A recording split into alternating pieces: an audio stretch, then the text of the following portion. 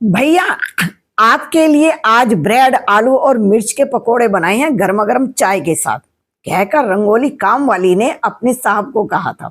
अच्छा, आज तो तूने दिन बना दिया सुबह ही सुबह। बारिश के साथ मेरा मन भी कर रहा था कि आज पकोड़े हो ही जाए। अच्छा, एक बात तो बता, आज सुबह तो जिस गाड़ी में आई थी वो गाड़ी किसकी है? कुछ नहीं साहब, वो मेरे पति की गाड़ी है। अच्छा, तुम्हारे पास पति के पास गाड़ी भी है? हाँ, उनकी अपनी गाड़ी है, वो गाड़ी चलाते हैं। अच्छा सुन, तू भी बैठकर कुछ चाय नाश्ता कर ले। नहीं साहब, हम ऐसी खाना कहाँ खाते हैं। और तभी डोरबेल बजी थी। देख तो सही कौन आया है। रंगोली, जाकर जरा गेट खोल।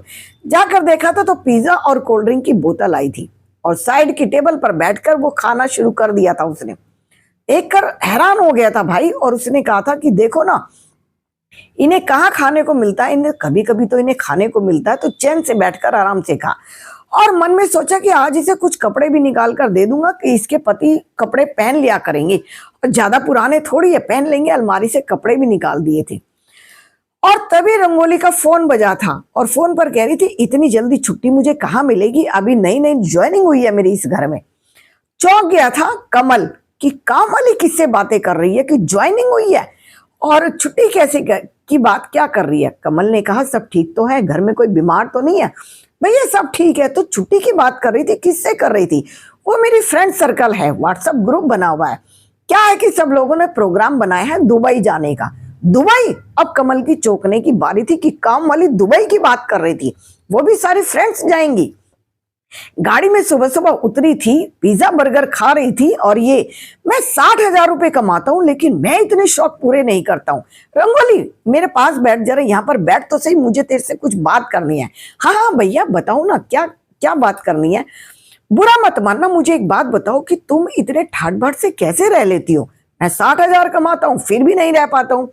भैया कोई बड़ी बात नहीं है, मुझे एक बात बताओ, आपके घर से मैं कितना लेकर जाती हूँ? 10,000?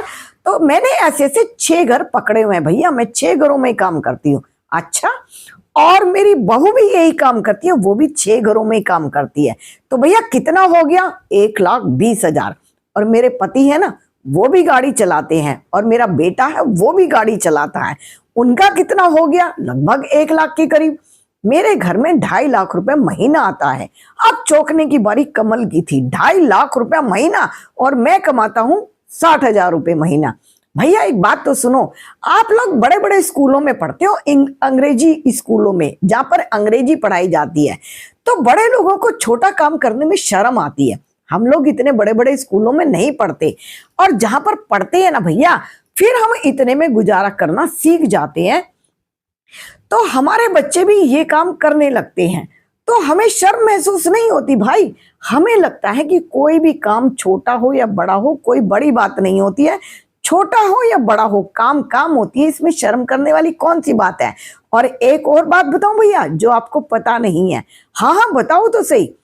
मेरे घर में 10 लाख रुपए महीना आते हैं। अब तो कमल की आंखें जैसे फैल गई थी। 10 लाख रुपए महीना एक काम वाली के घर में? हाँ भैया, वो क्या है कि मैंने अपने अंडर में कई काम वालियों को काम दे रखा है, उनकी गारंटी लेती हूँ और उनको काम पर लगा देती हूँ। मैं ये भी काम करती हूँ भैया, व्हाट्सएप ग्रुप बनाया हुआ है, जिसको काम की जरूरत होती है पहले मैं उसकी वेरिफिकेशन करवाती हूँ, उसके आधार कार्ड पैन कार्ड सब ले लेती हूँ, तब मैं उनको काम पे रखवाती हूँ। ये समझो कि भैया आपकी दुआ से सब काम अच्छा ही चल रहा है। कमल अब समझ चुका था कि काम में कोई भी अंतर नहीं होता, ना कोई काम बड़ा होता है ना कोई काम छोटा होता है। दिल से जो किया गया काम और नियत से किया गया काम सबसे अच्छा होता है। अब जो कमल सोच रहा था कि उसको अपने पुराने कपड़े दे देगा, उसे समझ आ चुका था कि ये एक से एक अच्छा कपड़ा पहनकर कैसे आती है। काम वाली के ठाट बाट देखकर कमल चौंक गया था। काम वाली के ठाट बाट ऐसे नहीं थे।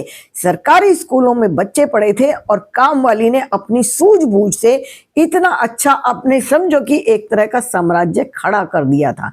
उसके अंडर में भी काम करती थी लेडीज, और उसके घर में भी और बाहर में। जो अपने शौक पूरे कर रही थी वो एक नेक और अच्छी कमाई से कर रही थी। कोई भी गलत काम नहीं करती थी, और किसी भी काम को छोटा या बड़ा नहीं समझती थी। बहुत ईमानदारी से और बड़े तरीके से और बड़े व्यवहार के साथ वो काम कर रही थी। इतना पैसे होते हुए भी उसने काम करना नहीं छोड़ा था। वो खुद भी काम करने आती थी, उसने काम करना नहीं छोड़ा था। अपने काम से प्यार करती थी, उसने समझा दिया था। और कोई भी काम छोटा या बड़ा नहीं होता, जो मेहनत से, ईमानदारी से, सच्चाई के साथ किया जाए वो काम काम होता है। काम वाली ने सिखा दिया था कि ठाट बाट कैसे रह सकते हैं अगर हम दिल से काम करें।